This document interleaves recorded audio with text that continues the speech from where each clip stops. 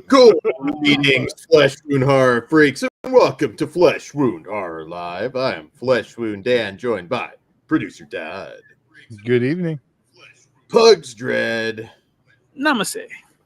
And the invisible monster, Mike Kruger. Welcome to prime time, bitch. Working on it. That's okay. That's okay. So, how are you gentlemen doing tonight? Cool. You can elaborate. That's cool skill. I plead the fifth. Nice, nice. I do want to. Well, that sucks. Yes, that sucks. I didn't think the show was going to happen because we've had we had a power outage earlier. Oh no! I mean, it's still going to happen just without you. Yeah, man makes a valid point. It's in the contract. The hat's got to be on. But yeah, I want to kick things off though, saying rest in peace, Virgil, never getting my money back, and Richard Lewis. All right. And I totally botched because I meant to do that. But do we want to see our Virgil? Our vigil for Virgil? Well. Right, vigil for Virgil. Hey, Dan, this is Virgil, WWF superstar. Right. Dan, I heard you like horror movies and you like whores. Or do you like horror movies? Whatever you like, it's your business, you mean? Well, keep on liking it, man, and keep on doing it. But watch out for the guys. And look my damn beard right here. You getting one too, ain't you? So interpreting that, is he telling me to watch my ass or something with the dudes? I don't know. I'm trying to interpret Virgil. I think he said to lick your beard or lick his beard. Maybe. I don't know what that he is. Said, but motherfucker, you ain't getting your money back ever now. I was gonna say, you know what Dan actually would like? His money back. I bet they paid more for that than it would have been to get your money back. They could have just been here, we're gonna get you this. There you go, you get your money back instead. Do you remember when Joey Janela just kept booking him on Joey Janela's spring break over and over? Yeah. This shit was so fucking funny. When he just came out and started talking about Olive Garden breadsticks and that he has fuck money. And then he hit the worst Canadian destroyer in the history of the business. Canadian repair. Awesome. but rest in peace to the legend. Yes. In all seriousness, yes, rest in peace. That does suck. Icon. Good worker too. I will give him that. Yeah. So I'm surprised Dan hasn't RIP'd his alleged huge hog, but he will be missed. Apparently, I don't know. I'm missing it over my head. I don't know what we're talking about. Well, that doesn't take Virgil's wiener, but okay. I know Pat Patterson is reunited with that and very happy. See, I was giving you the opening for Patterson jokes, but you just fucking shit in the bed. Well, I got there. I just got there a little late. You took the short bus. Yeah. Apparently, Patterson did not want to hire him until he just dropped his dick on his desk. Short bus, long ride. Sometimes that needs to happen. Look at it. All right, we come. It's funny. I'm going to say all of these stories now are true. If Vince, they always were. What are you talking about? And the Pat Patterson stories were always true. If Vince is shitting on people's heads, it's all true. Everything you've ever heard. I just want to maniacally laughing as he does it too. Yelling, I'm gonna shit. I'm gonna shit. You know he McMahon struts to the fucking bathroom after to clean up. Eat it. Don't you look away, Johnny. We should have an expert in these matters on soon. There's your tease, Dan. Yes.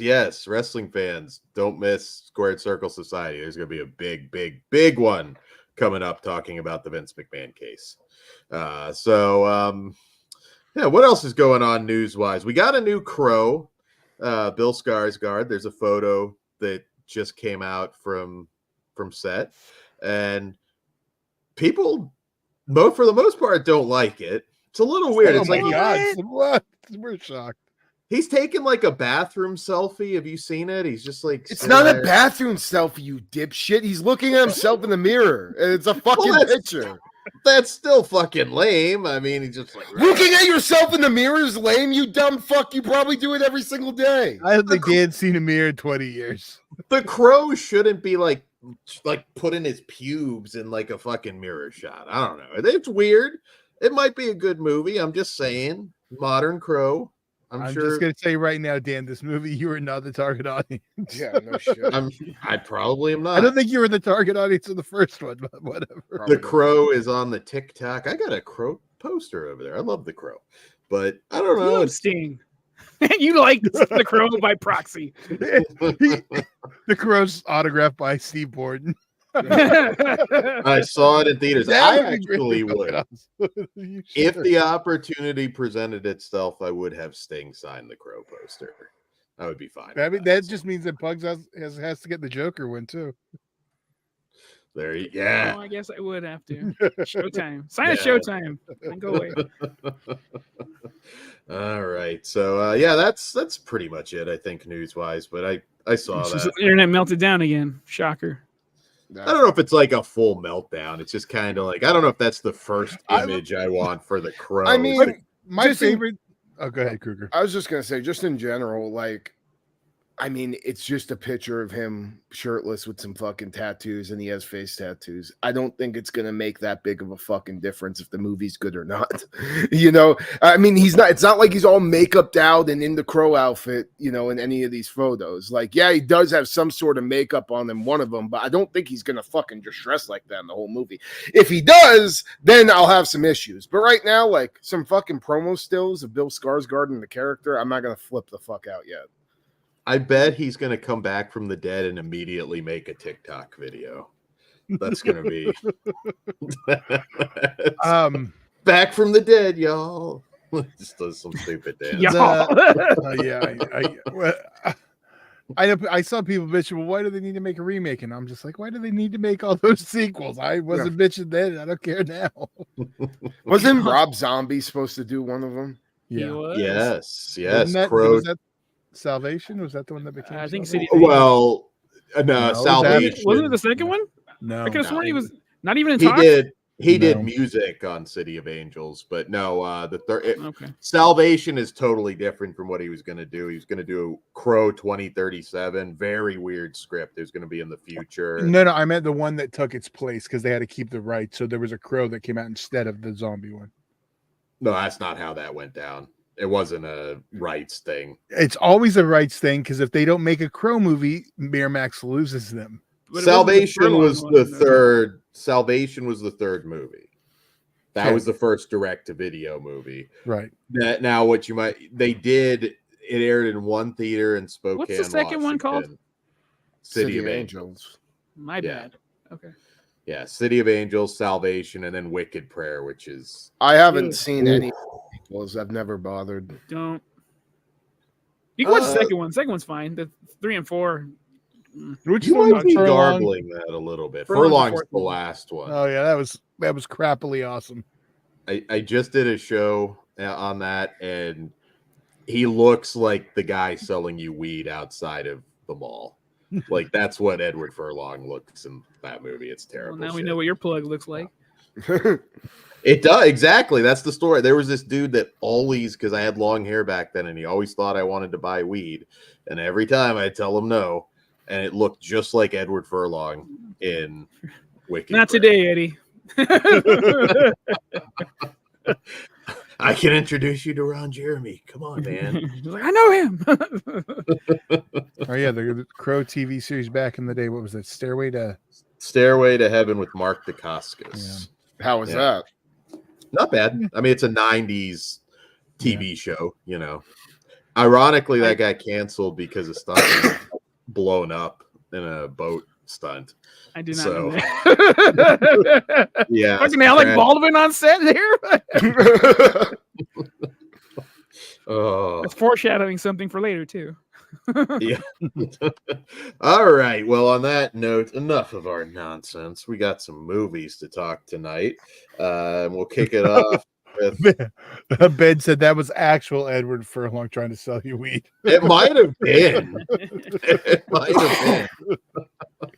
He's just got like T2, like 8x10. He'd probably have a better shot of selling you a T2. Yeah, I think so. Do you have any Jimmy and Judy 8x10? Where's your buddy Ron? I'll take some autographs from him.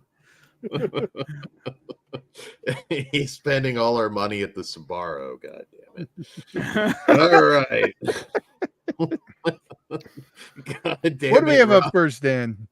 First up, you started it, Todd. First up, we have Stop Motion from director Robert Morgan. And in Stop Motion, a stop motion animator struggles to control her demons after the loss of her overbearing mother, who she was shooting a film with. It's kind of a short but sweet synopsis there. So Stop Motion just came out to theaters, and I'm dying to hear what everybody has to say about it. But first off, Kruger, what did you think of Stop Motion? I mean, I have been extremely excited for this movie since I saw the trailer. I'm a stop motion aficionado, and I think there should be more stop motion in horror just in general, because it hasn't really been explored that much. And getting Mad God a few years ago was a real nice treat. But with Mad God, I had a bit of an issue with like certain things about the movie. For me right now, as I stand, this is the definitive stop motion horror movie, because this movie was fucking awesome. And it was funny because when I saw the trailer, I was like, I have to know the guy who's doing the stop motion on this, because I swear I've seen his style of creatures before. And then I found out that Robert Morgan also did the ABCs of Death 2, my favorite segment, the whole thing. D is for Deloused. He also did the extra on the Arrow video Blu-ray of Basket Case, which was a little stop motion short film called Belial's Dream. And he did the stop motion sequel short film to Shram, which is also on the Arrow Blu-ray special features called Tomorrow I Will Be Dirt. All of those I recommend. If you enjoy his style, check him out, because they all kick fucking so much ass. And this movie, for his first feature-length film, kicks incredible amounts of ass. I mean, you could tell it's a personal film for him, being a stop-motion animator. And I mean, I love the relationship between our main character and the mother. You could just tell that this girl was ready to snap because of how overbearing she was. And watching her descent into madness and have her art just completely consume her life was an awesome descent into a crazy final act that is something that that's going to sit with me for a very, very long time. I also like that this movie kind of leaves a lot for interpretation. You could go like one or two ways, and maybe we could talk about it briefly in the spoilers about what actually happened to our main character. Was she really going crazy, or was it something else? And I love that. I love this movie. The gore is amazing. The stop motion effects and creatures are creepy as fuck and just terrifying, like things that you would see in a fucking nightmare.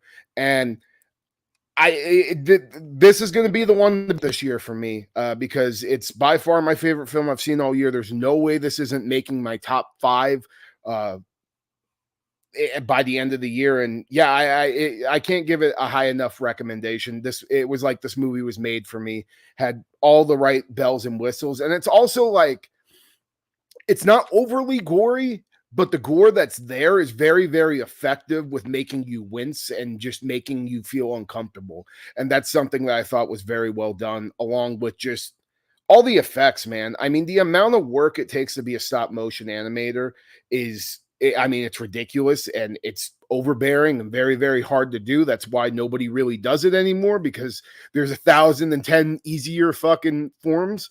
But I do think I do go with the theme of the movie, where like bringing something to life, but with your own two hands is just something very special. And I've always thought that art form is very special. And I'm glad that it's still living today and that we're getting more of it in the horror genre, because back in the day, I mean, most stop motion movies were just either kids movie, like animated kids movies, or monster flicks. We never really got a lot in the horror genre. And I'm glad to see that it's kind of getting a little resurgence now after Mad God did so well and got such high praise. And I really want to try to interview Robert Morgan for the channel. I'm going to reach out to him after this podcast and see if he'd be down, because I just would love to hear the process that he went through making this movie, because you could tell it was something near and dear to his heart, and it showed on screen. He poured his heart out into this thing, and it's a fucking masterpiece. And I can't wait to see what else he does, even outside of the stop motion realm, because he also wrote this story too. And I mean, it's fucking amazing. Really, really impressive first outing for him. Absolutely. Some love for 9 in the chat, which doesn't get talked about a lot. Pugs, you didn't see this one. I'm sorry, right? No dice. But Barney Likes Beer is asking if it was real stop motion or CGI. Real stop motion. Real. Yeah. Yeah. In fact, that was one thing I was curious going in. I wasn't sure, are we just going to get a couple stop motion shots? And that's, it's not really about that. There's a lot of stop motion in this, so you'll be in heaven if you're into that. And I adored this movie. It's another one, like I always say, your favorites of the year nowadays are just the ones that hit you out of nowhere. I didn't really know a whole lot about this going in. Aisling Franciosi, who plays our lead, Ella, she's amazing. Just an awesome performance. You can easily compare it to Angela Bettis and May. A little different. I know a lot of people are comparing these two movies. She's a little different than May, but yeah, this is just a descent into madness. It's not a hard film to understand. At least I don't think. I don't think it's too ambiguous what's going on. But man, was I in for the ride. You mentioned it's not overly gory, but the last 30 minutes or so, the shit does hit the fan. I love mental breakdown movies, and this one is one for the ages. It's not a popcorn flick, but goddamn, I hope people go out to the theater and support it. It seems to have a decent release right now. The ending was fantastic. The stop motion was fantastic. If you have a thing with raw meat, like, holy shit, that's really creepy looking stop motion characters in this. Yeah, you may recognize the mom. She played Margaret Thatcher in El Condi. I don't know if you guys have watched that yet. I think we'll be talking about that one soon. Goddamn, I was just engrossed. I could have sat and watched. I might go and see this again. Yeah, me too. And I was talking about that this morning. And I don't have time to see movies more than once a lot of times nowadays. So that's a good test for me. And if I want to see it again, that's a special film. You may recognize the lead. She was the star of Nightingale, which was a really good movie. She was just in Last Voyage of the Demeter. I hope we see. Okay. So that's where I recognized her from. That makes sense. Yeah. Jennifer Kent's film Nightingale. She starred in that one. I haven't seen that. Good movie, different kind of movie, but she's a powerhouse actress. Like this one, I hope it catches on. It deserves to catch on. It'll find its audience when it hits Shudder. Yeah, no, for sure. Yeah. And this is by far the best Shudder movie I've seen since When Evil Lurks. So yeah, I've been shitting on some of the Shudder stuff recently. And this is one of the ones that is the exception to that. 100%. That was in my notes. It's gonna turn Todd around on Shudder because no. Bugs, broken clock twice a day. So Correctamundo. I don't know when it aired. Now it might not be for a while. And I think mean, usually seeing in the theater. I think it'll probably be a couple months. I think that's what like when Evil Lurks, it took like about a month and a half. Yeah. But yeah, I agree. It's definitely worth checking out if you can get out to the theater. Yeah, it was a great film. I went in knowing absolutely nothing but the title. So I didn't even read the synopsis. I was like, new horror, let's go. Yeah. Well, fuck, with 3 stamps of approval, I gotta fucking make time. Yeah, dude, you do. It's fucking something that's. And the thing I like about it too is the main character has a dilemma that I fucking have found myself in my life with my fucking art form too. Is like, you don't want a desk job, like fuck that. And like I felt her energy with that so much, because when your whole life has been consumed by one fucking thing, the last thing you want to do is start to conform to a fucking, you know, normal 9 to 5. I understand that artist mentality so fucking much. So I'm sure the director has too, because I mean, if he, with all the stop motion this guy has done in his life, I mean, I can only imagine how much it's consumed his life too. And yeah, fucking big stamp of approval. So why don't we rate this bitch then? I'm a strong 5 out of 5, man. I'm a 5 out of 5 as well. Classic. I was on a 4.5, teetering on a 5, and you guys tipped me right over. I'm a 5 also.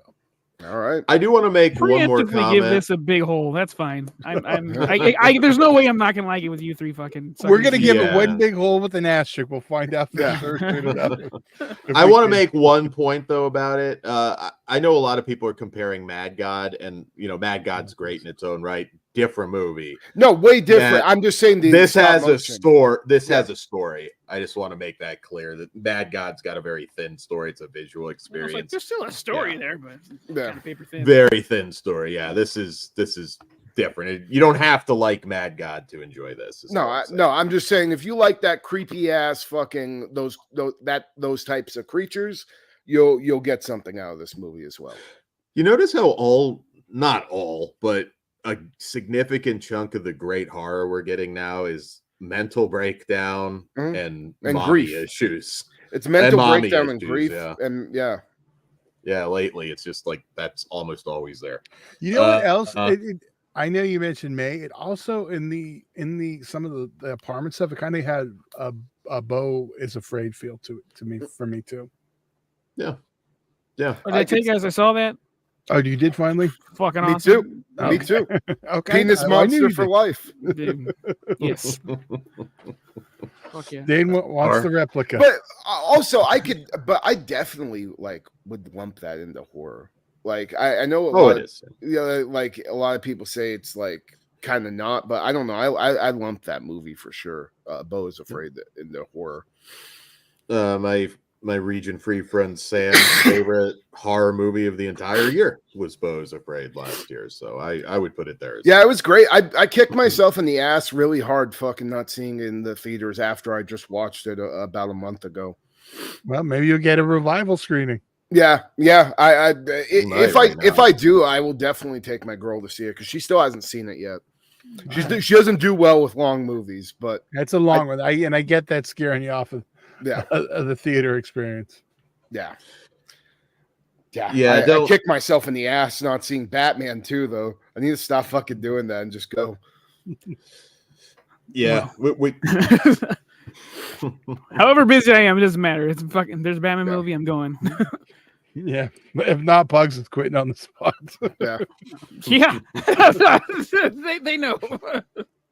I'd love to see them do that Batman versus Dracula comic, just like a one-off. Did you Pugs? Did you see the fucking dinosaur thing is getting a fucking animated cartoon? The DC dinosaur thing that they did with Batman. Really? Yeah, that's badass. No, I didn't. Yeah, it's getting an animated cartoon. I'm pretty psyched about it. Hell yeah! When's it coming? Nice. I don't know. I think they just recently announced it. Okay. So. Also, Peacemaker came out on Mortal Kombat. Fuck yeah! Yeah. Homelander's next. Oh, I thought he was out already. Oh, no, you're talking video games. Out. Yeah. I was like, I said Mortal Kombat, motherfucker. Well, I thought maybe there was a crossover movie. Maybe John Cena is going to fight Scorpion. That or would be something. fucking awesome. The next one he pops up, he knows the Miz. Well, they could just do another Mortal Kombat versus DC. I mean, that did happen. Chris C, the Slasher dude, said Batman versus Predator animated from DC would be awesome. Man, you have no idea how bad I would love to see that.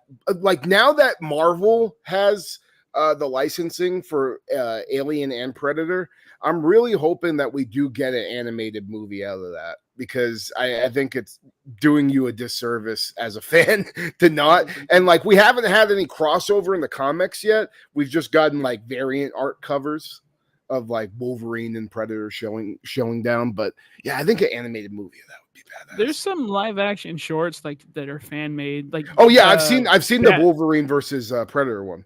Dude, but Batman Dead End, where he fights Alien and Predator, like, that's fucking cool. So one of my we're going off on a tangent, but one of my holy grails, bro, is the fucking the big bad red Predator in Batman Dead End. I had a fucking like 4th scale Predator NECA one of them. I fucking sold it for like $600, but I have to see if it's the same one I have back there. Is it the red one? No. Okay, well, no. This is like specific. It's the giant Predator. Yeah, there's a giant. They had a Batman Dead End fucking version of it, which is with the red. It's a red Predator with a samurai sword. It's really fucking badass. It's fucking cool. Yeah. It was one of those weird convention finds where the dude, he had like $30 on it, and I'm looking and I was like, he must be pricing like a regular Predator figure, because like those were always was it broken inside like fucking nothing wrong with it whatsoever. Turbo Man, the Spanish speaking one?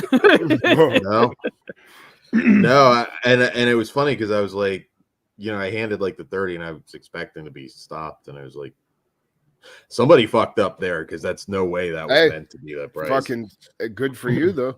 That was your good karma. Yeah. I was ready to drop, 100 plus on it. It was awesome, but yeah, when they first came out, they were fairly cheap. They're only like $120 a piece. But fucking now, dude, they go for so fucking much, because NECA only put out a certain amount. That's why all those fucking ones that you have in your house, Todd, is like fucking, I'm looking at the goddamn fucking lottery.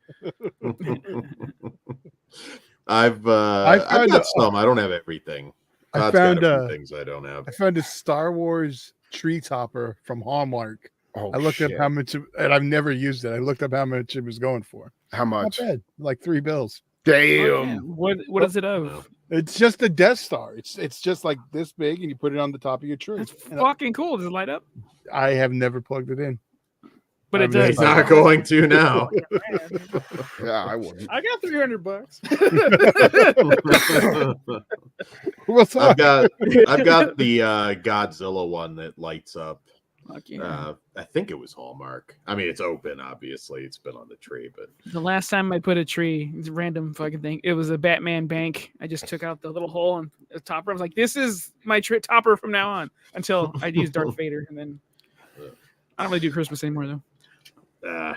Well, all right, moving on. We got sharks to talk, guys, with our next movie from director Claudio Fa, No Way Up. So in this one, characters from different backgrounds are thrown together when the plane they're traveling on crashes into the Pacific Ocean. A nightmare fight for survival ensues when the air supply running out and dangers creeping from all sides. Spoiler alert, sharks. No Way Up. So this one I think got some theatrical play. Apparently, I didn't get to see it in theaters, unfortunately, but it's from the director of Hollow Man 2. So there's that. So one thing I'll say about it first, really good production values. This movie feels theatrical. It's not a cheap Sci-Fi Channel shark flick. The production values are great. In fact, the plane crash at the beginning, super tense, really well done. It gave me anxiety. Yeah, it worked. I was gonna say, you wanted to reveal that. Yeah, it got Todd. So uh, uh, the acting serviceable. It's very much if you like disaster movies. The old lady was more than serviceable, sir.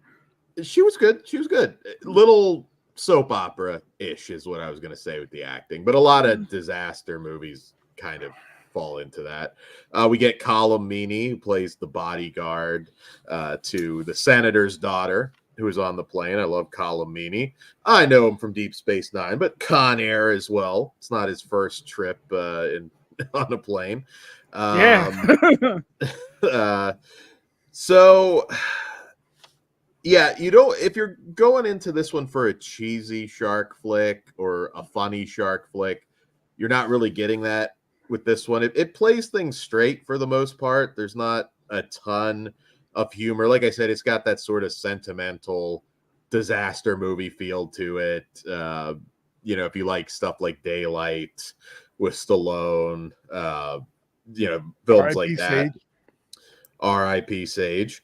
Everything. Yeah. I think this movie kind of once the actual plane crash is done and we're in the water, there's a lot of time spent just kind of hanging out. So I think maybe the story kind of puts this movie in a corner a little bit because we do kind of just hang out for a while.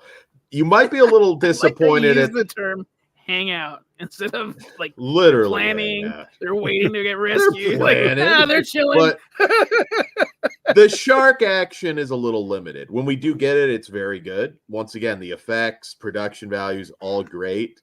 But I think we could have had a little more fun with it at times. I don't know. Maybe this was just the mood I was in watching it at that moment. It's really well made, but it meanders a little bit. I don't know. Like I said, the actors are fine. I think it plays better as a disaster film than a shark film. Better as a survival disaster film than a shark film.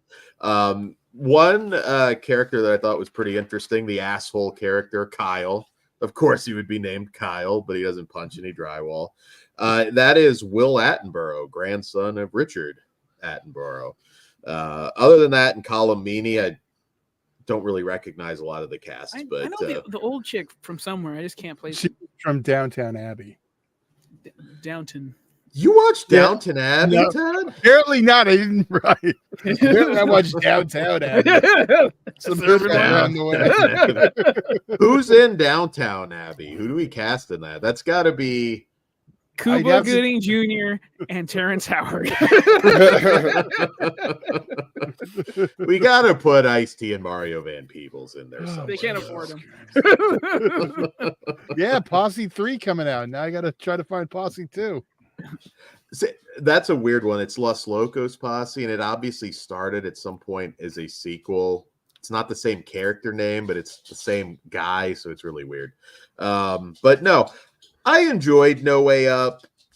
I think I was a little disappointed at that opening that I didn't get something a little juicier, but it's a good shark flick. What did you guys think? Well, I went in with thinking this was going to be one of the cheesy ones. We're going to have fun with this. We're going to be dumb. This is not that. And I think with my expectations being so low, I got played to where I'm like, wow, this movie's actually kicking some ass. Like I do recognize like it's not the best movie ever made, but I'll be goddamn if they weren't taking it serious and doing the best they fucking could with what they were given.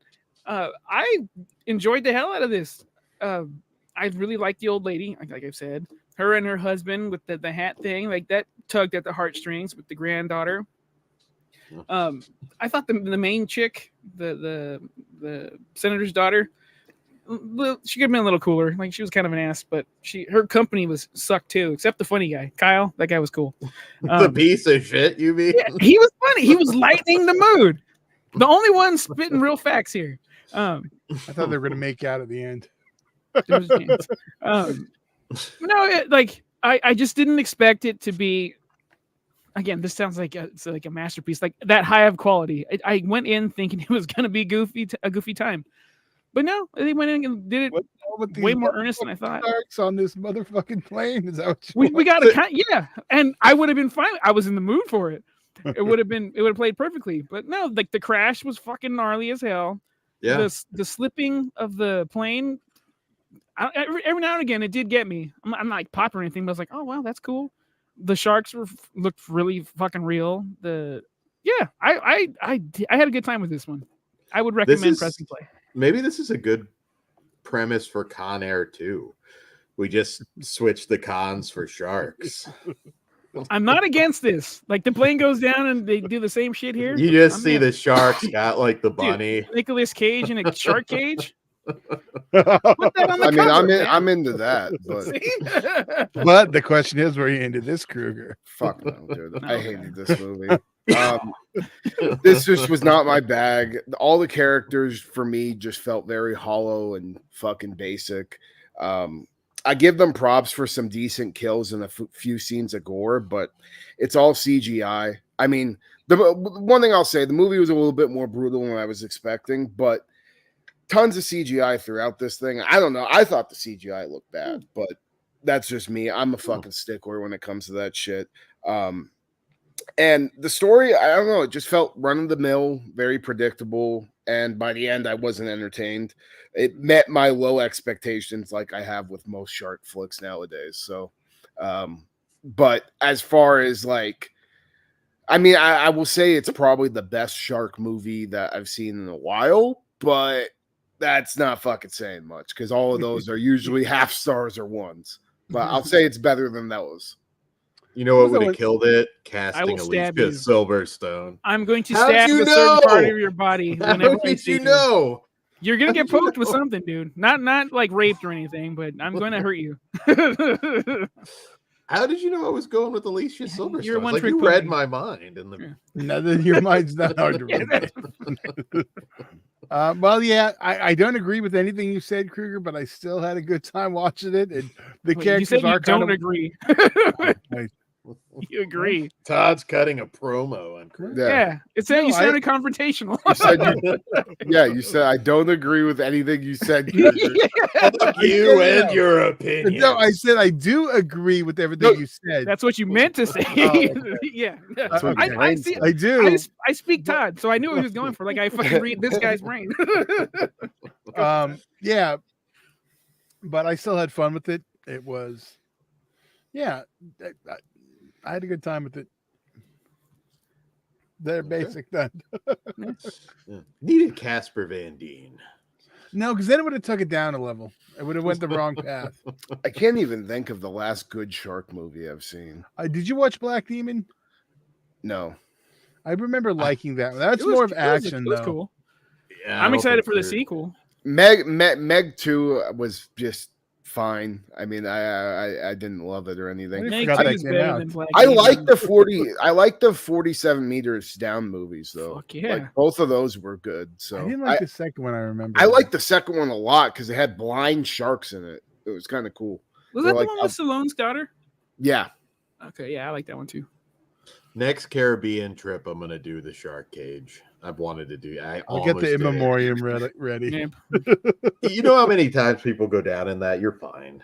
It's not a big deal. All it takes is one asshole. Well, I just escaped. Just make sure you record your death. All right. No pocket cheeseburgers. That's my one thing. Definitely pulling out the dick for a funny shark picture. That'll happen. Just trying to stick it in its mouth. You know what? You force that in the shark. I'll give you a high five. Well, you're getting darker. I'm like outside in the cage. Why are you bringing? You know, you need to show them. You got to go and show them Dolphins who's boss. You're like, this is for the human race, bitch. It gets its head in between the bars. That's Dolphins. All right, well, since we're talking about, returning the favor on Dolphins, let's probably rate this one before we move on. All right. No Way Up for me. I don't want, in a lot of ways, this is quality-wise one of the better shark films I've seen in a while. It didn't blow my mind. It is very predictable, but, shark movie. I'm going to give it a 3. I just can't go quite higher than that because it peaks early for me. Art Kruger, Oh, go ahead. Kruger. I am a 1.5 out of 5. All right. I'm fairly certain I'm the highest one here, or rating it. I enjoyed it. It's a 4 out of 5 for me. Oh, okay. I'm between YouTube Pugs and Dan. I'm a 3.5 on this one. So Sweet. We are all over the place on the shark movie. I think that's actually a theme for us. We always shark. I don't like any of them. Like I like I said, the last couple probably 47, the 247 meters down, and I liked that Shallows movie. Fuck okay, Shallows is very good. I like Shallows a lot. that's been quite a the way while she- now. The way she killed that fucking shark was badass as fuck. This Little Yeah. Mermaid. Yeah. Yeah, the seagull. Mm-hmm. Steven That was- Seagal. Let's see. If they did that, it well, should have been like fat there we as go. shit. The seagull can't walk anymore. Zombie. Now a good CGI shark movie is bad CGI shark movie. It's bad CGI gator movie. I'm with you. God, how's that movie Bait? I like. Oh, it. like yeah, Bait's I really It's good. 3D, right? Yeah, it's awesome in Yeah. 3D. Yeah, I have. that's heard better that. than I heard it has a practical shark in it too. That's it. I don't remember. I think It's, that for you should some watch it. It's shots. fucking awesome. I'm Didn't due Joe for a Castro rewatch. do that one? No, that's an Australian film. Okay. Okay. Yeah, that's an Aussie film. It is very good. I like that Really Asylum shark movie Swim. That was stupid, but I like that one for different reasons. Yeah, I think House Shark is another recent one. Now that one's dumb as shit, but a character that gets completely naked to take a shit. I mean, There's they're out weird there, range. dude. I've been They're there. out there. I know Dan is one of them. He just is trying to play it off so we don't. Why do you take your shirt off? Because I want to fucking be comfortable. yeah, I'm gonna that's- fucking be pushing something devilish out my ass. Okay. Like So, I'm not I just for hating. being comfortable, dude. Plus, I'm Shit gonna be how you sweating want to my shit. balls off. I know I ate some spicy food. There's a whole Seinfeld episode dedicated to this. Arizona, dry heat. I understand. All right. So moving on to our next film, which has nothing to do with sharks or shitting. Ooh. History of Evil. So History of Evil follows a freedom fighter and her husband, both played by Jackie Cruz and Paul Wesley, who are on the run in the year 2045 from a fascist regime, and they take refuge in a safe house that, let's just say, has a lot more going on within the walls. So it seems cooler. we kick things off. Like I said, we have a brief period where we kind of establish this world. It's Civil War broke out decades ago. We're currently in the year 2045. The fascist regime is essentially taken over and people are being hunted down. That the opening part of the movie that we spend with them kind of avoiding checkpoints, it was very good. In fact, kind of reminded me of Civil War coming up from A24. And I was engaged. I was like, okay, this is really cool. I knew eventually we were going to end up in the house. So when we end up at the house, this movie becomes something very different. And the fact that it takes place in the future and all of that is kind of irrelevant. You're just, you become a very basic thing once you're in the house. It's like the Purge. You start with that big world, then you don't use it at all. Like the very first Purge. Yeah.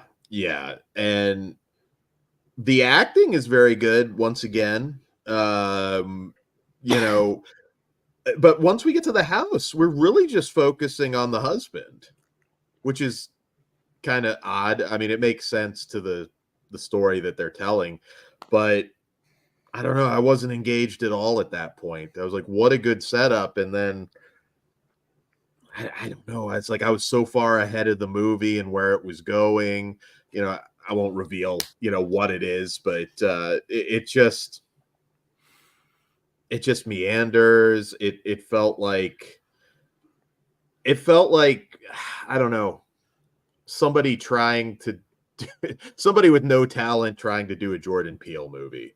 Like it didn't hit. So I'm It's redundant right there. I feel like I can read Pug's mind. It's on better than this what you one. said, but that ain't But- shit.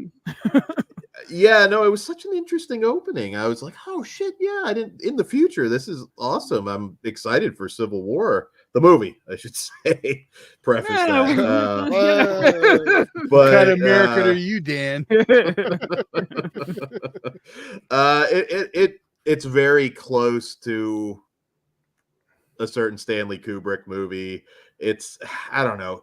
Interesting. I was gonna avoid saying that, but Interesting concept, but once you're there, it's like, oh, okay, this is all this is. dude, that movie you Wow. mentioned with a little bit of Handmaid's Tale, yeah. Yeah, I don't think it's going to satisfy fans of the genre it becomes once you get to the house. And I just wanted to explore the world more because, again, good setup, very suspenseful. Purge problem. Yeah, well, I think I had more fun with The Purge at least, but the lead actress, I know she was on Orange is the New Black, Jackie Cruz. Other than the beginning, like I said, she doesn't have much to do. It's really Paul Wesley's story. That's the And, Vampire Diaries guy, right? That's where I know him from. You know, that's actually one show I never watched. So I never watched it, but I know like the promos and commercials. I'm pretty sure that I know Ian Somerhalder was in it, but yeah, I never maybe that's actually him watched then. that show. So yeah, I don't know. This almost felt like one I'd like to see a remake of, just because I think the story is there. I like the idea of blending these things. It's just they don't do the second part very well. So I don't know. It as a sort of futuristic political thriller, I think it might have been more interesting. But I would like to see the Grandfathers movie. I think that would be cool.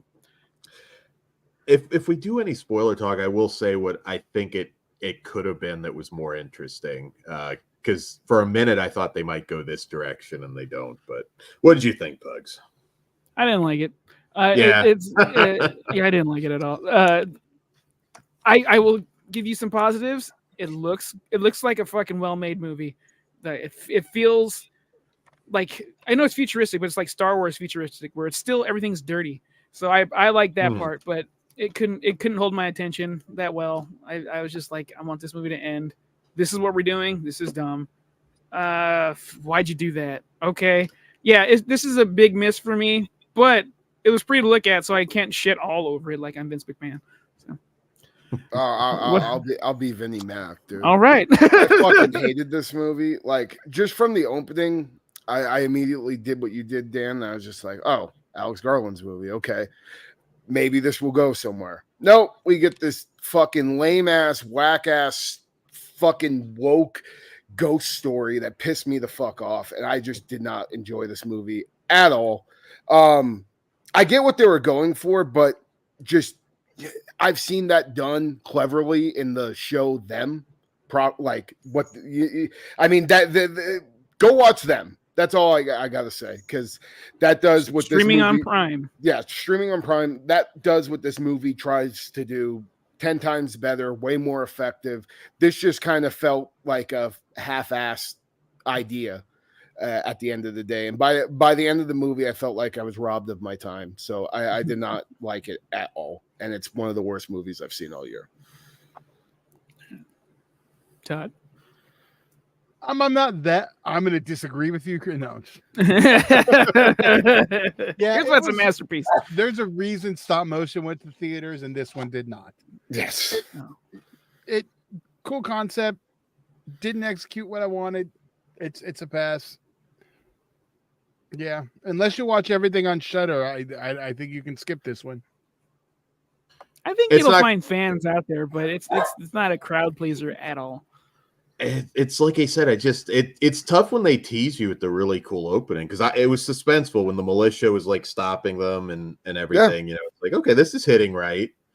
Maybe if they leaned more into a sci-fi type thing, which again, if we do spoilers, I'll talk about what I might have done with it. But it just, man, I hate it when a movie opens so strong and then just becomes a bland turd.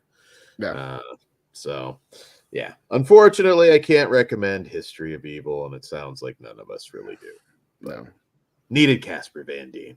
Reminded me why Shudder has the reputation it does. Casper Van Dien as the racist grandpa. We'll just age him. You just got me in, Dan. You did it. Now it's time to rate it. But remember, Pugs, you're rating the Casper Van Dien list version. So Okay. No racist Johnny Rico in. Boo. Again, great opening. It has its moments. I'm giving it 1 star. Generous just for the acting, but yeah, that's about all I can do. Well, I was going back and forth between 1.5 star. I'm having trouble remembering most of the movie, so that's gonna go. I'm gonna go with the 1/2 star and I won't watch this one again. 1/2 star as well, Pugs. Nice. I'm the generous one. I'm giving it a 1.5. All right. So Todd showing some kindness to History of Evil. Maybe I just had a good week with some of the other films. Yeah, I was gonna say I think we're gonna end strong, but I'm not sure how everybody's gonna feel. Dude, about some of the trailers I saw when I was watching Stop Motion, I was like, holy fuck, we got some shit coming out, man. There's some good stuff coming. Dude, I'm so excited for Sasquatch Sunset. I think that's what it's called. Fucking yeah. I cannot wait for that fucking movie. Yeah, that's gonna be fun. Yeah.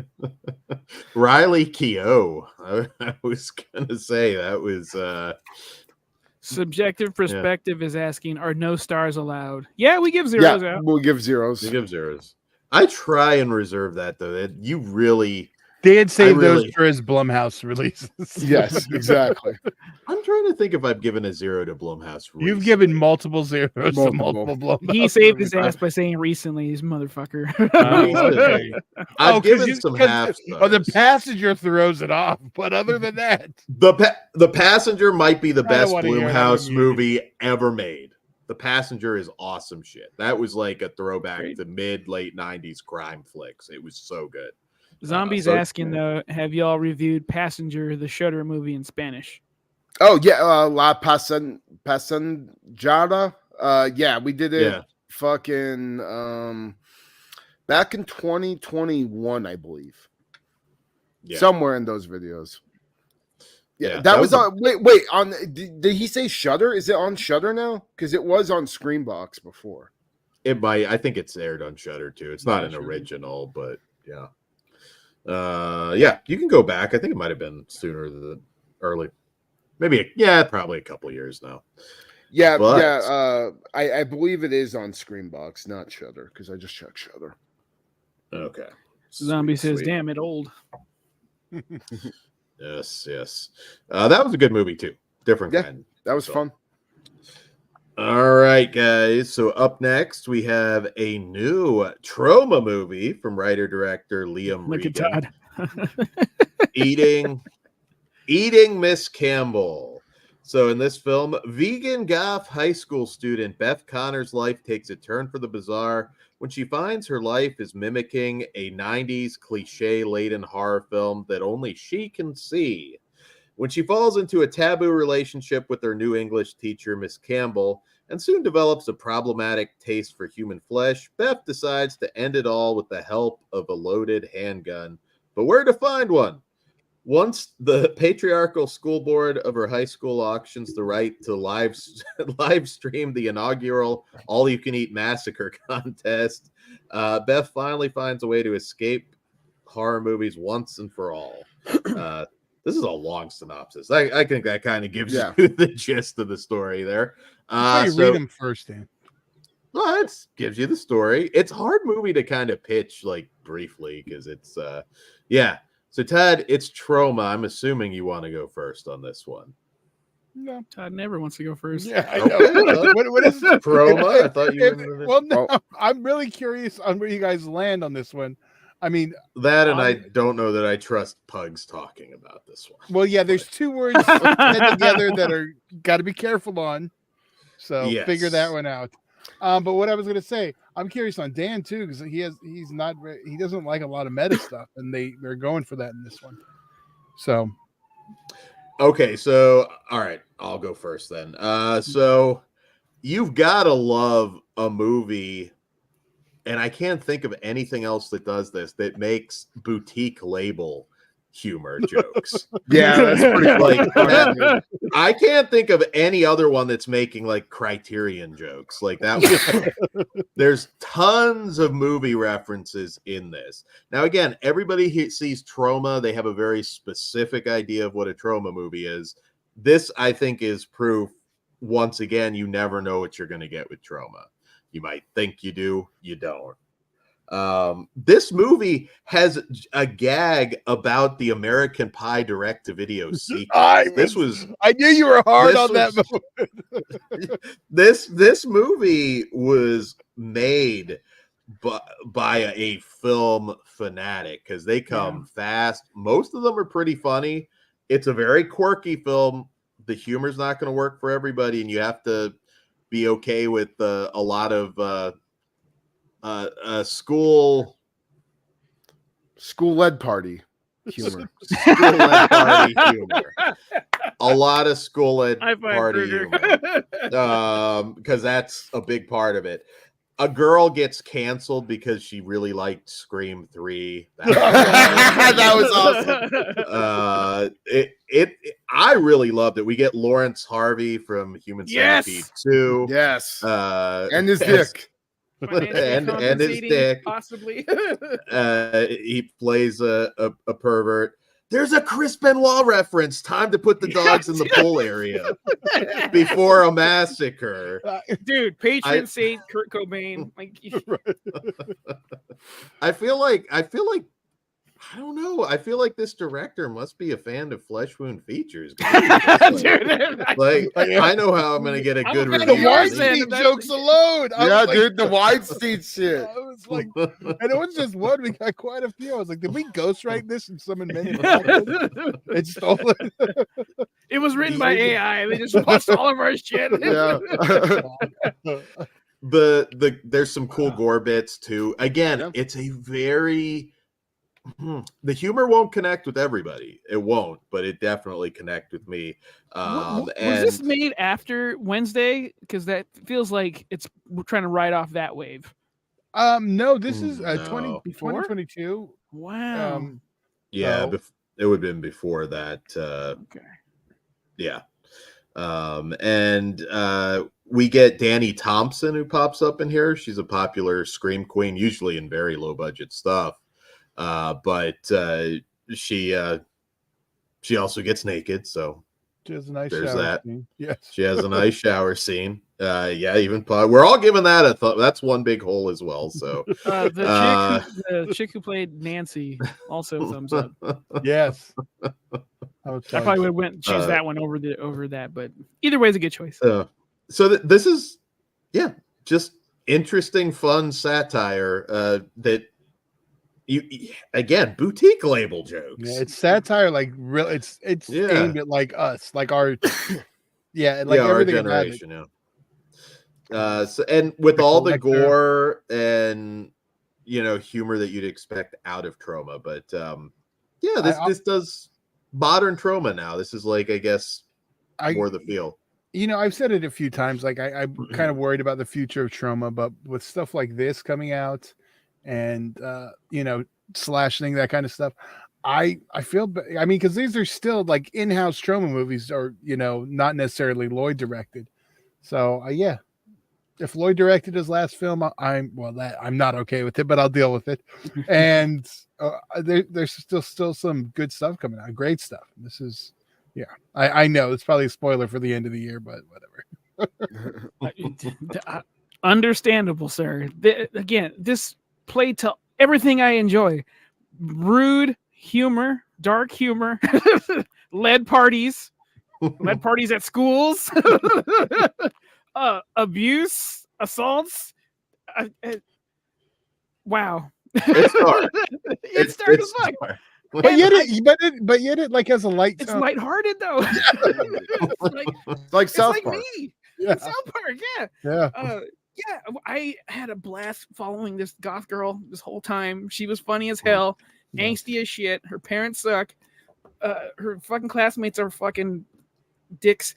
Oh, I fucking laughed my fucking ass off. The Mean Girls, Sabrina, Clarissa, Clarissa, Clarissa, and Melissa. Someone loves Melissa Joan Hart because that's fucking great. It was better than going Melissa Joan Hart, splitting up the names. No, all of her shows and her person. Yeah. Our new Hallmark grandmother is being praised here. I can't remember the one line, but when one of them, Clarissa, I think, just goes, I kind of liked Scream 3. He's like, shut the fuck up, Clarissa. Oh, and then they had a fucking gnarly dance scene at the massacre with that band Unquiet Grave. Yeah. No, Unquiet Dead. The song's called Ash. Fucking awesome. I listened to it a couple times today. Like I'm now a fan. I'm looking through the shit. Unfortunately for them, Slaughter to Prevail dropped a new song today. Conflict's fucking awesome. Check that out if you can. I'm going to rewatch this several times. This movie's fucking awesome, and I'm going to spread it as much as I can, like a lead party. So, and that's a new term. Thank you, Kruger. You're welcome. Got to think on the fly. But I mean, so I didn't know if you know, the director also worked with Full Moon. He executive produced one of the Evil Bong films. Get in contact with this man. Well, Todd was very up in the air if I was going to like this or not. I don't know why though, because before you answer, I'll tell you why. Because the humor and even though all the jokes work, it can, for some people, it might be playing up to it too much, and that can happen in some stuff when you get smart, insider humor. And so I didn't know how that was going to hit. I don't think it was an issue at all for me. Kruger, before you review it, I got a question for you, because really we don't talk much butt horror with you. Like, what's your favorite comedy? Butt or horror? Some of your favorite comedy? We mostly talk horror. No, I know, but you said butt horror. Yeah, maybe we talk some butt horror too.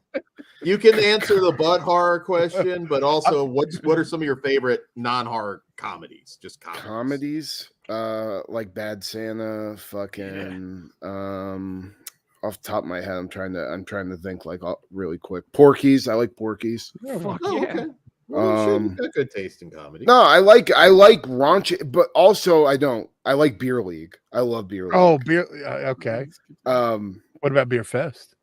Oh, love Beer Fest. Okay. Beer Fest is shit. Beer Fest actually used to be one of my favorite movies to watch on Comedy Central because they used to play it all the fucking time. Off the top of my head, that's really where I like that first Hangover movie. I thought the second one was dumb as fuck, and I didn't watch the third. So Dumb and Dumber? Third, it's gone. Not really. Too kiddie to me. Okay. I need really raunchy horror or raunchy comedy. That's what I like. The original American Pie movie. It's okay. I'm not. You need to watch the direct-to-video sequels. I'm not really big into that era so much. I like Bad Santa, but there's not a ton of newer comedies that I really dig. Okay. I did want to see that Strays movie. Was that any good? I still haven't seen it. That gave me Sausage Party vibes, so I'm really I'm just putting it off as long as I can. I didn't care for it, and I love Will Forte. It wasn't good, but I had fun with it. But I also love the dog, and it's the same as my late dog. I got you, yeah.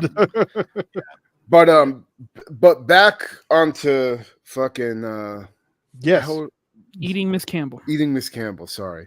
I like this a lot. I mean, the humor is my type of humor. But let's make fun of the most fucked up things about society. So I was all there for that. There was a lot of good gore bits, all practical, not an ounce of CGI blood in this motherfucker, the way it should be. I like the main character. I've seen her in that movie Book of Monsters. That wasn't too bad. That came out in the UK a few years ago.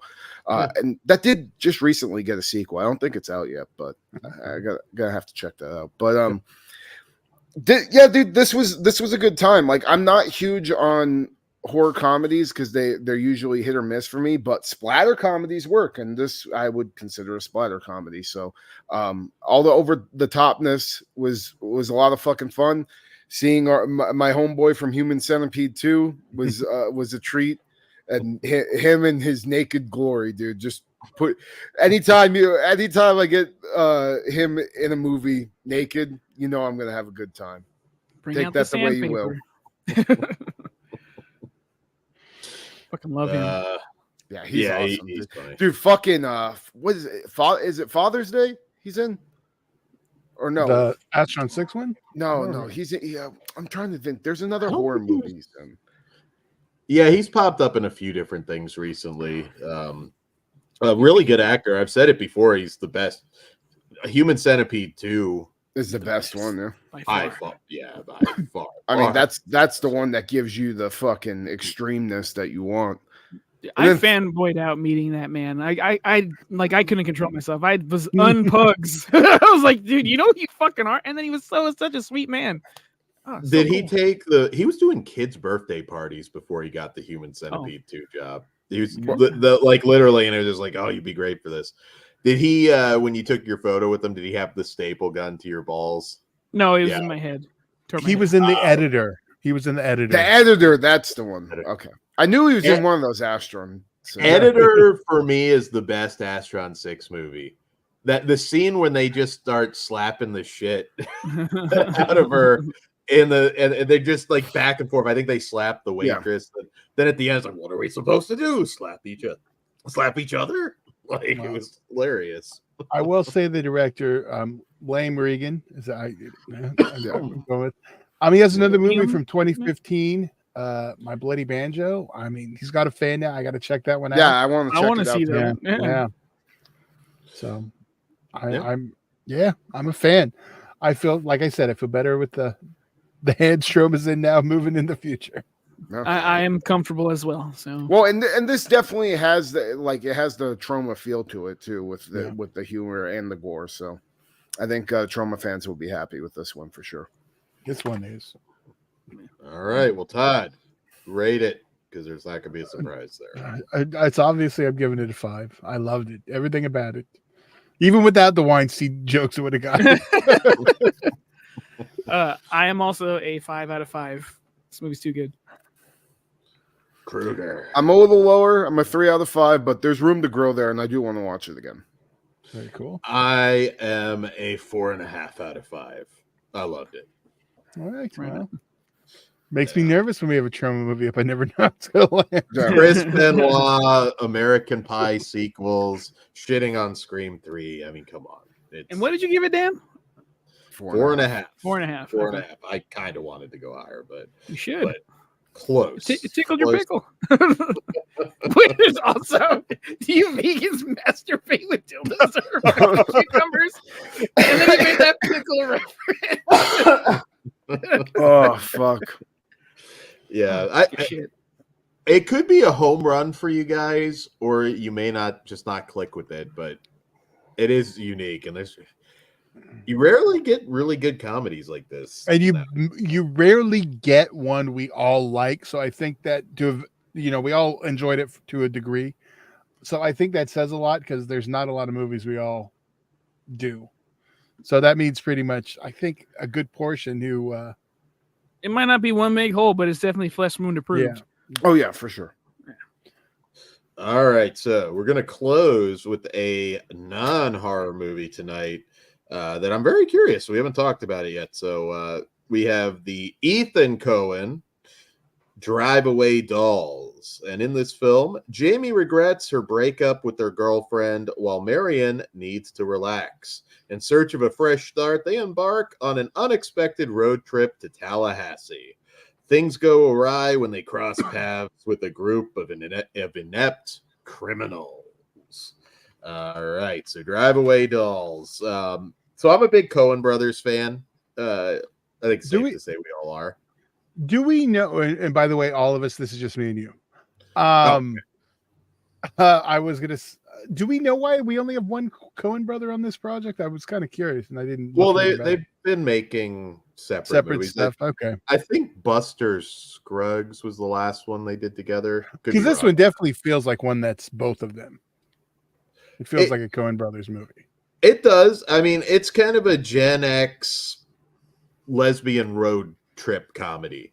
And so first of all, Margaret Qualley, who's actually the daughter of Andy McDowell, I didn't realize that.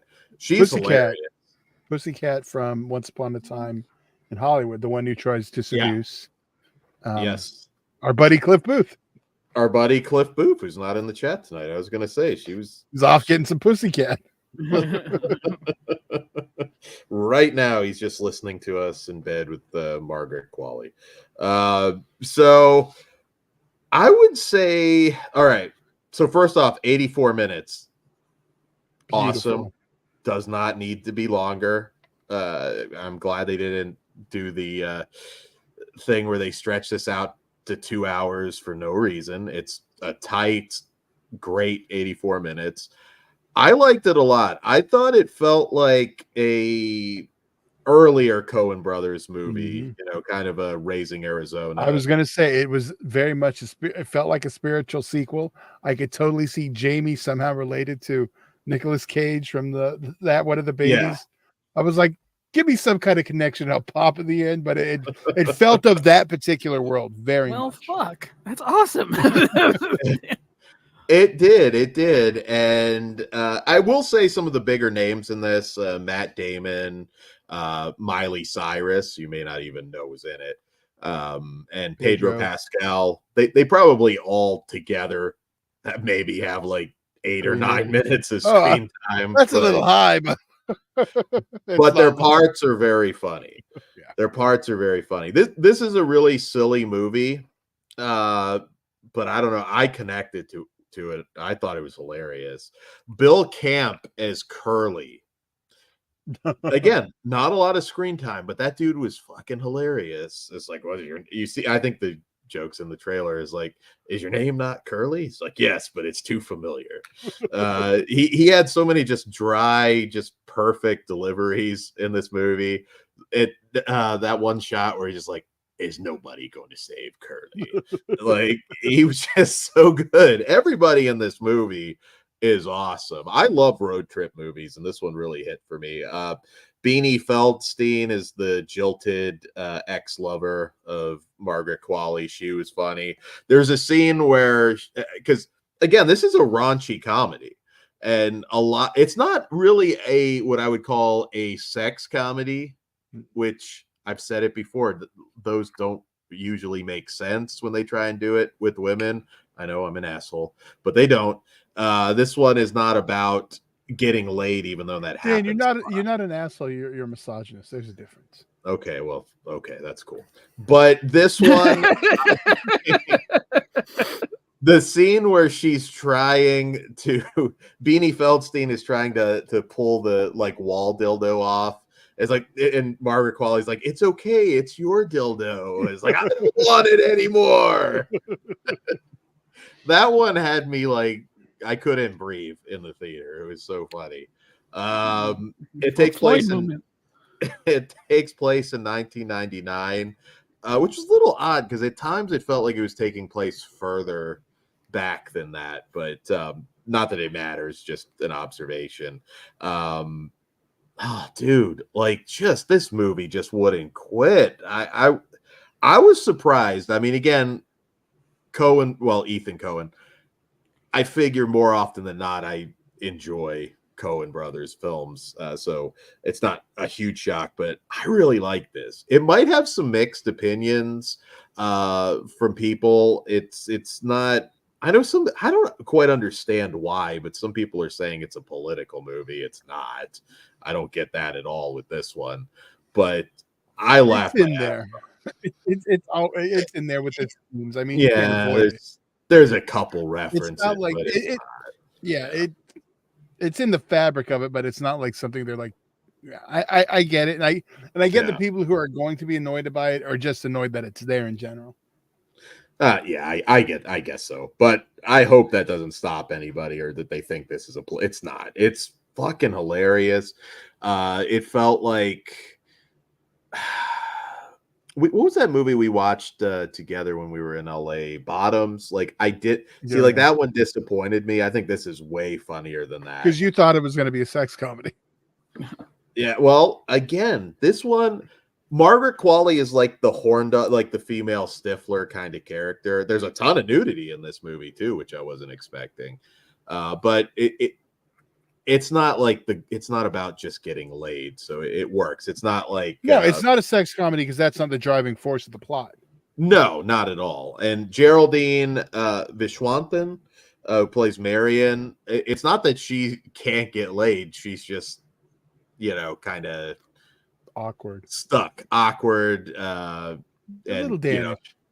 Not get fuck you, Dad, and not I am my inner lesbian, Tad. She that part of it plays off Margaret Qualley so well. The chemistry is awesome. Yeah, they were great together. Yeah, I just like this movie. They do everything right, keeping it at a proper length. Again, if it were, I've seen so many comedies that it's like, why the fuck is this 2 hours? It makes no sense. Perfect. The original title was Drive Away. Yeah, that's it. Yeah, I guess you can't say that, but Drive Away Kenny Dykstra's was the original title for this movie. Probably really? better than that. Well, it technically still is. It's just not marketed that way. Oh, so it's like because the title's unveiled at the end. Spoiler. Die Tomorrow, the Tom Cruise one. Eat, Kill, Repeat, whatever the fuck it is. No, it's not like that. I like that movie, but that was a retitling. It's weird. Yeah, it was Edge of Tomorrow, then it became Live. I think they're smart not going with that title because again, I think this one is for everybody. Yeah, but using that other title, it's going to limit theatrical play. And those people that are already bitching are really going to bitch. But yeah, it came with a cool Grindhouse style poster when I saw it at the MC. And it wasn't one of the normal, it was like a heavy duty paper cardstock. I was like, I actually took it. Yeah, Beanie Feldstein is really good too. She was good in Booksmart. Yeah, Booksmart was good. So yeah, I hope people don't prejudge this one because I think it will give you a laugh. Yeah, but if you're in the mood for a laugh and you like some of the older Cohen Brothers stuff, like specifically Raising Arizona, I say it's a safe bet for you. Yeah, I mean, if you can, there's no Nicolas Cage, but I mean, other than that, the Coleman Domingo, who I didn't bring up, he's always great. He's hilarious. Yeah. The Goons, Flint and Arliss, played by Joey Slotnick and C.J. Wilson. The shootout towards the end was the lead party. Well, not that kind of lead party, but yes, a lead party of sorts. Pugs, I think you would have a really, really good time with this. So if you get out to the theater, you'll have to check it out. I would love to. 84 minutes. And I guess it's somewhat of a spoiler, but let's just say keep a close eye out for Miley Cyrus and who she plays. She come in on a wrecking ball? Hilarious. She doesn't, but yeah, if you've seen it, you know what I'm talking about. Because I was not expecting that. In a lot of ways, I don't know that the reason for, particularly Matt Damon's character makes a lot of sense, but I don't care. I still laughed my ass off. All right. So, Todd, what do you say? What do you rate this one? I am a 4. You know what? I'm a 4.5. I really did like this one. All right. I am a 4 as well. We got widescreen Kruger. I went to 4.5. Okay. Well, I'm a 4. So, yeah. But I will be picking this one up. This one impressed me. It was really fun. All right. No, that's all we got. We're out of movies. So, guys. Gems beat the brakes. I don't know. I thought in my head we had another movie to talk about. The new Uh, Walking Dead started. I haven't watched it yet. But I haven't I'm even. behind. I still have I'm to not finish going to. Fear the Walking Dead, and yeah, oh. I'm caught up on Daryl and Well, then I think you'd be fine to jump in on this one. which 'Cause it's- Walking Dead is it? It's the Rick The and ones left Michonne. alive. Oh, Rick and Michonne. Okay, yeah, then I could. I think I forgot to record it though, so I'm gonna have to. Well, I know it's going to be on Joe Bob this Friday. Nice. Yeah, you can watch it on demand, Dan. But if not, Yeah, I may, I'll at check. this point, I might wait and watch it on Joe Bob. Yeah. That's the only It's- way you're gonna get me to watch fucking Walking Dead.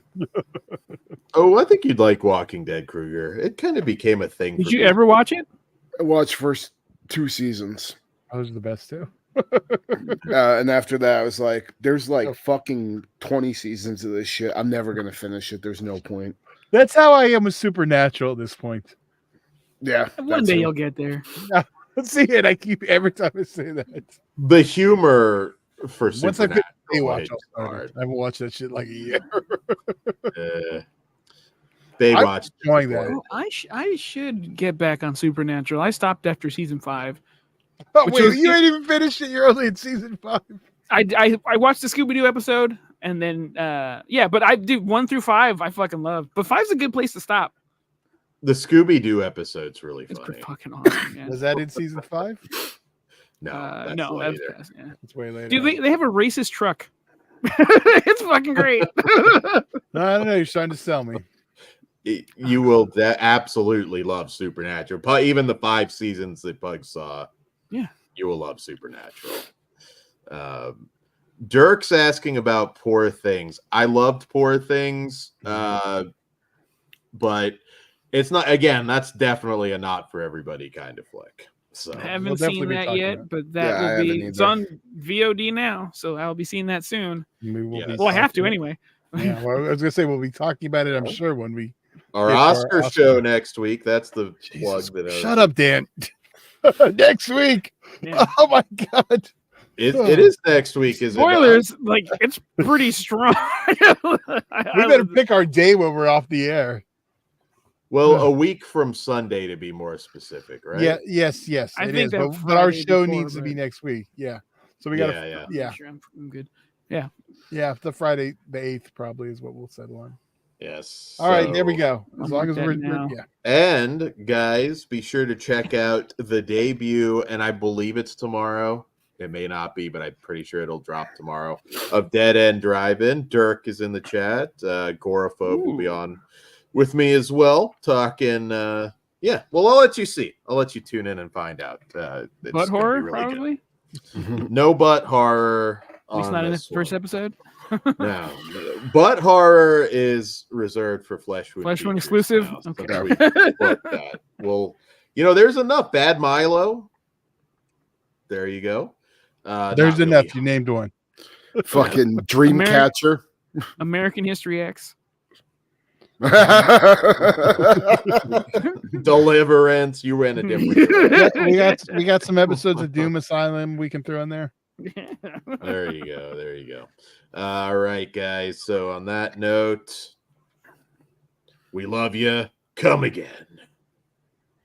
Good evening. Whatever you do, don't fall asleep. I'll see you in Disneyland.